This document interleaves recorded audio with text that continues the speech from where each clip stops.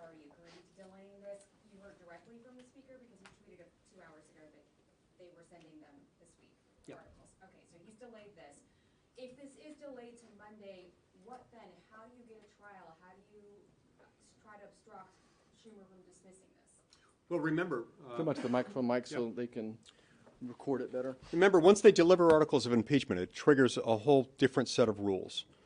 The Senate has exactly 3 states of being: legislative calendar, executive calendar, and impeachment court calendar.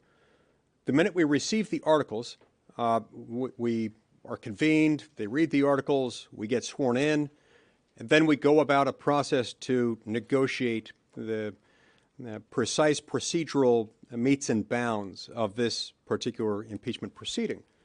And in those, we make arguments. We're allowed to make, in theory, unlimited motions, subject to being ruled dilatory by the presiding officer, Patty Murray, in this instance, because the president's not on trial. And so we'll be making arguments and points of order in the unfortunate event that they decide to proceed with this disastrous approach to nuke impeachment, at least nuke impeachment in all cases where the party in control of the majority of the Senate finds itself in opposition to the impeachment. Remember, it has not been very long since we conducted 2 impeachment trials involving the 45th President of the United States, the first of which came over to us at a time when we Republicans were in control of the United States Senate. Think about it this way. Over time, you've seen the Senate gradually whittling away its own authority and with it, its own obligations.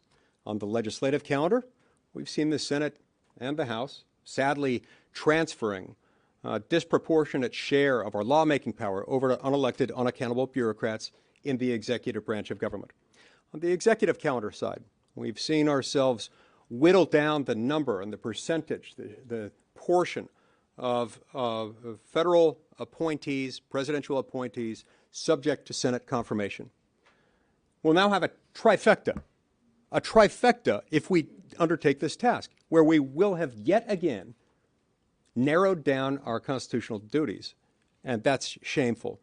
But getting back to your question, this will be all about making those arguments, and we'll have more time to do them. Members will be less inclined to operate under jet fume intoxication on a Monday than they would on a Thursday. You bet, John. Go ahead. Yeah. Short answer is we're going to file points of order, but Senator Schumer can block those. Yeah, but how long? We'll have a lot of points of order because this is blatantly unconstitutional. But Senator Murray, the pro tem, will be in the chair, and she doesn't have to recognize us. That's entirely possible that Senator Schumer would tell her only to recognize him, and we wouldn't even have a chance to make a point of order. So much democracy. I mean, the Senate runs on unanimous consent, and moving forward, we may not be providing that consent. Well,